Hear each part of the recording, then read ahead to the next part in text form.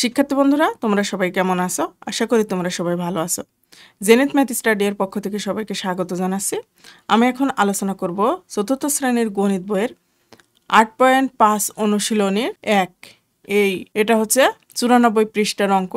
৯৪ পৃষ্ঠায় আমি গত ক্লাসে ১ ও ২ নিয়ে আলোচনা করেছি। আজ ৩ ও ৪ নিয়ে আলোচনা করব। আশা করি তোমরা আমার সাথে থাকবা। তো চলো আলোচনায় চলে যাই। শিক্ষার্থী বন্ধুরা, ৩ নম্বর দেখো, খালি ঘরের সংখ্যাগুলো নির্ণয় করো। এখানে খালি ঘর দেওয়া আছে, যে এখানে একটা ভগ্নাংশ আর এখানে একটা ভগ্নাংশ দেওয়া আছে, কিন্তু ভগ্নাংশের মধ্যে কোনো সংখ্যা নাই। এটা খালি ঘর দেওয়া আছে। এই খালি ঘরে কোন সংখ্যাটা বসবে আমাদের সেটা নির্ণয় করতে হবে। এটা আমরা নির্ণয় করব কিভাবে? শিক্ষার্থী বন্ধুরা, যেটা আমাদের দুইটাই দেওয়া থাকবে লব ও হর, আর যেটাই একটা দেওয়া থাকবে সেটা নিয়ে আমরা কাজ করব না। কাজ করব হচ্ছে সেইটা নিয়ে যেটাই লব ও হর দেওয়া থাকে, সেটা বাম পাশেও হতে পারে, ডান পাশেও হতে পারে। শিক্ষার্থী বন্ধুরা, তাহলে এখানে দেখো ১/৩ ১/৩ সমান খালি ঘর বাই ৬ আছে। এই অঙ্কটা আমরা কিভাবে করব? ১/৩ সমান ৬ আর এখানে হচ্ছে খালি ঘর। তাহলে এখানে দেখো যে এটার সাথে আমরা কাজ করব। এটার সাথে কাজ করলে কি হবে? আমাদের কি করতে হবে? এটার সাথে আমরা দেখব এখানে ৬ আছে। এই ৬ কিভাবে হলো? আমাদের এখানে ৬ কিভাবে হলো? ৩-এর সাথে কি করলে ৬ হয়? তাহলে আমরা এখানে ৩ গুণ ২ দিলে ৩ দুগুণে ৬ হয়। এখানে যেই সংখ্যা দিয়ে গুণ করব, ঠিক এখানেও আমরা সেই একই সংখ্যা দিয়ে গুণ করব। তাহলে আমরা এখানে গুণ করব হচ্ছে ২ দিয়ে। ২ দিয়ে গুণ করলে কত হয়? ২ ২ ১-কে ২। তাহলে ২/৬। এটার উত্তর হবে ২/৬। এবার ২ নম্বর দেখো, একই রকম, কিন্তু শিক্ষার্থী বন্ধুরা এখানে এর আর একটা পদ্ধতি কিন্তু আমরা করতে পারি। সেটা হচ্ছে বিকল্প পদ্ধতি। বিকল্প পদ্ধতিটা আমরা দেখব কি? বিকল্প পদ্ধতি হচ্ছে এখানে আমরা লব বাই হর আছে, আর এখানেও লব বাই হর আছে। আমরা এই লব আর এই হর গুণ করব, আর এই লব আর এই হর গুণ করব। গুণ করলে অঙ্কটা করব, সেটা সেক্ষেত্রে আমাদের অঙ্কটা কিন্তু বড় হয়ে যাবে একটু, কিন্তু তারপরে আমি দেখাচ্ছি। দেখো এখানে লব কত ছিল? ১/৩ সমান ২/২ না, এখানে হচ্ছে খালি ঘর বাই ৬। তাহলে আমরা এইটার এটা গুণ করব। এটার এটা গুণ করলে কত করতে হয়? আমরা যেটার মান বের করব সেটা আগে করি, তাহলে সহজ হবে। ৩ গুণ খালি ঘর করব প্রথমে, সমান ১ গুণ ৬। তাহলে এটা কি করতে হবে? আমাদের খালি ঘরের মানটা বের করতে হবে। খালি ঘরের মানটা আমরা যদি বের করি, তাহলে খালি ঘরটা এই পাশে রেখে এইটা ওই পাশে নিয়ে যাব। এটা ওই পাশে নিয়ে গেলে আমাদের মাথায় রাখতে হবে যে সমান চিহ্নের ওই পাশে যখন কোনো সংখ্যা যায়, সেই সংখ্যার যে চিহ্ন থাকে সেই চিহ্নটা সহ চলে যায়, সেই চিহ্নটা এখানে এসে পরিবর্তন হয়ে যায়। তার মানে গুণ থাকলে ভাগ হয়, ভাগ থাকলে গুণ হয়, যোগ থাকলে বিয়োগ হয়, বিয়োগ থাকলে যোগ হয়। এখানে আছে দেখো ৩ গুণ খালি ঘর, তার মানে এটা গুণ অবস্থায় আছে। এখানে গেলে হবে হচ্ছে ভাগ। তাহলে ভাগ করলে আমাদের কি করতে হবে? এই যে এটা হচ্ছে ৩ হবে, ৩ দুগুণে ৬, ২ ১-কে ২। তার মানে খালি ঘরে বসবে আমাদের ২। এখানে উত্তর হবে খালি ঘর হচ্ছে খালি ঘর সমান ২। শিক্ষার্থী বন্ধুরা, এভাবেও করা যায়, এভাবেও করা যায়, তবে আমরা এটা সুবিধার জন্য সহজে এটা করব। এবার ২ নম্বর অঙ্ক দেখো। ২ নম্বর ৩/৭ সমান খালি ঘর আর নিচে কত? নিচে হচ্ছে ২৮। এবার দেখো এটার কাজ করব আমরা। এই ৭-এর সাথে এটা যেহেতু বড়, তাই ৭-এর সাথে কত গুণ করলে আমাদের ২৮ হয়? ৪-৭-টা ২৮। এর সাথেও আমরা ৪ গুণ করব, ৩-৪-া ১২। তার মানে এটার খালি ঘরে হবে ১২। এটার উত্তর হবে ১২। এবার ৩ নম্বর দেখো। ৩ নম্বর ৩/৪ সমান খালি ঘর, এখানে কত? ৩৬। তাহলে এর সাথে কত গুণ করলে ৩৬ হয়? ৯ গুণ করলে ৪ নং ৩৬, এর সাথে আমরা ৯ গুণ করব, ৩ নং ২৭। খালি ঘরের সংখ্যা হবে ২৭। ৪ নম্বর দেখো। ৪/৫ সমান ১২ খালি ঘর। এটা আমরা এর সাথে প্রথমে গুণ করব, যেহেতু এটা উপরে আছে। এইবার এই ১২ ৪-এর সাথে কত গুণ করলে আমাদের ১২ হয়? ৪ গুণ ৩, ৩-৪-এ ১২। ঠিক একইভাবে আমরা ৫-এর সাথেও ৩ গুণ করব, তাহলে ৩-৫-এ ১৫ হবে, এখানে ১৫। তার মানে এই খালি ঘরের সংখ্যাটা হবে হচ্ছে আমাদের ১৫। ৫ নম্বর দেখো। ২/৯ সমান এখানে কত 16 বাই খালি ঘর।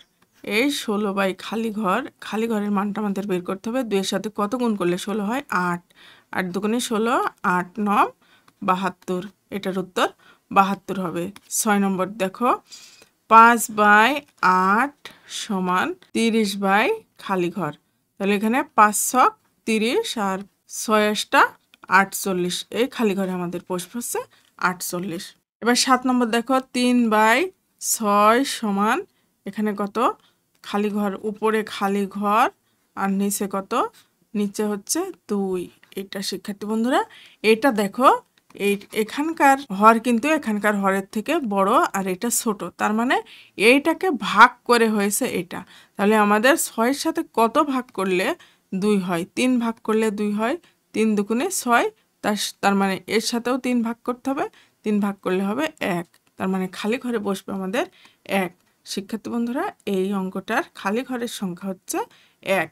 8 নম্বর দেখো 8 নম্বর 12 বাই 20, 12 বাই 20 সমান কত খালি ঘর আর নিচে কত 5, এটাও কিন্তু ভাগ করতে হবে। তার মানে 20-এর সাথে আমাদের কত ভাগ করলে 5 হয়, 4 5 20, একেও আমরা 4 দিয়ে ভাগ করব, তাহলে 3 4 12, খালি ঘরে হবে 3। 9 নম্বর 28 বাই কত 36 সমান খালি ঘর আর নিচে কত 9, এটাও আমরা ভাগ করব। এর সাথে কত ভাগ করলে 9 হয়, তার মানে এটা হচ্ছে 4 দিয়ে ভাগ করলে 9 হয়, 4 9 36, একেও আমরা 4 দিয়ে ভাগ করব, 4 7 28, তার মানে 9 নম্বরের উত্তর হবে 7। খালি ঘরে যে সংখ্যাটা বসবে সেই সংখ্যাটা হচ্ছে 7।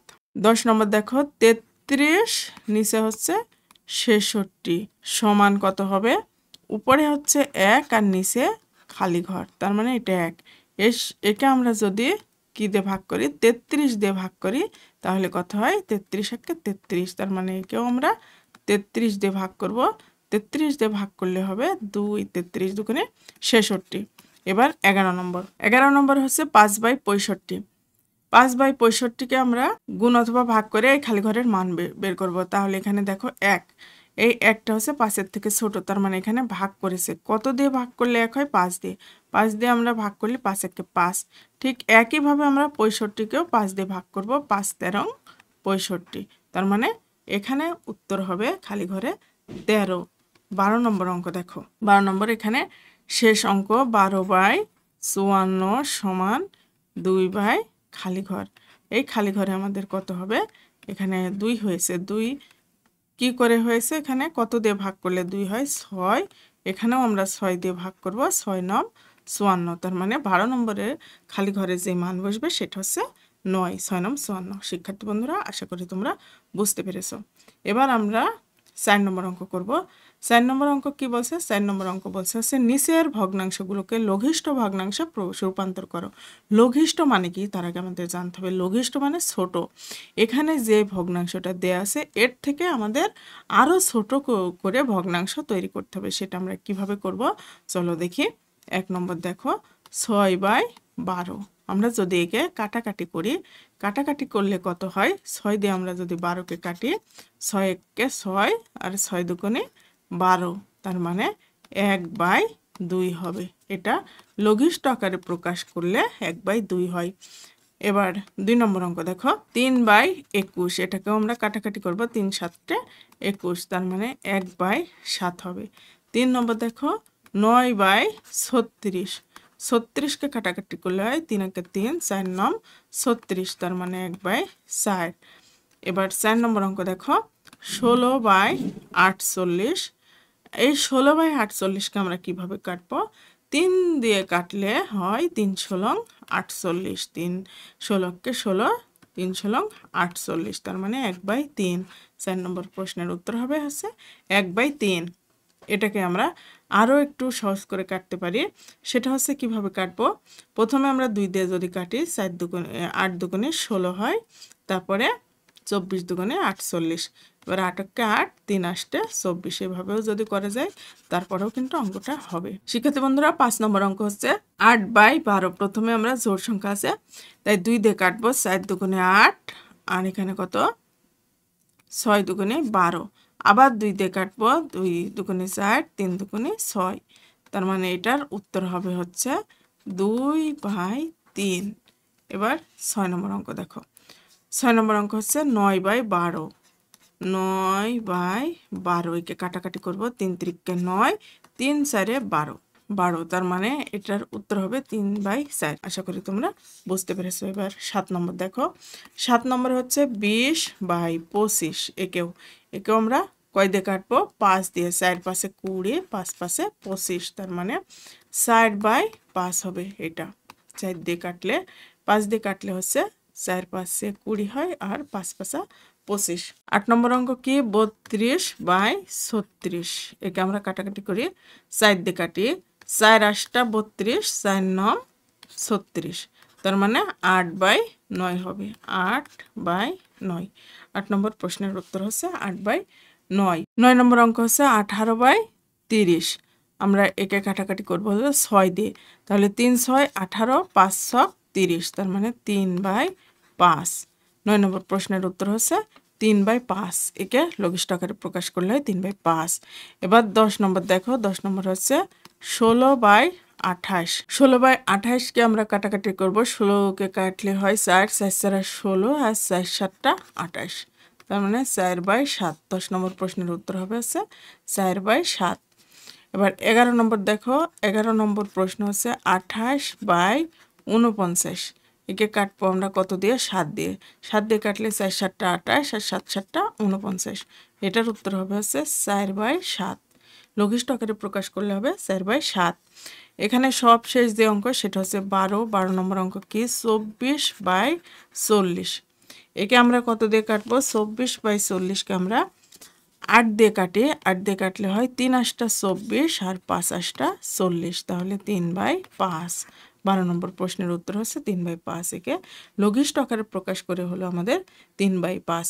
শিক্ষার্থী বন্ধুরা, এগুলোই ছিল আজকের আলোচনা। পরবর্তীতে আমি নতুন অধ্যায় নিয়ে আলোচনা করব। সে পর্যন্ত তোমরা সবাই ভালো থাকো, সুস্থ থাকো, এই মঙ্গল কামনা করে আজকের আলোচনা এখানেই শেষ করছি। আল্লাহ হাফেজ।